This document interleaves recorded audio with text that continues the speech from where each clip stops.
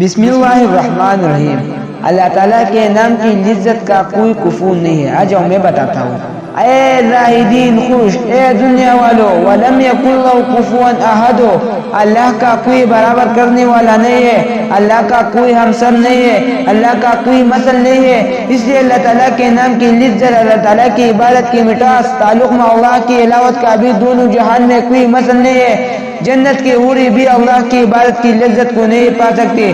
جنت میں شہد کی، دودھ کی، شراب کی اور پانی کی دریا اور جنت کی ساری نعمتیں اور دنیا کی سارے نعمتیں اگر ترازو کی ایک پلڑی میں رکھ دو اور ایک طرف اللہ کے نام کی علاوت رکھ دو تو دوستو، جب اللہ خود بھی مثل ہے، اس کا کوئی برابری کرنے والا کوئی نہیں ہے، کوئی کفو نہیں ہے، تو اللہ کے نام کی لذت کا برابری کرنے والا کیسے کوئی ہو سکتا ہے؟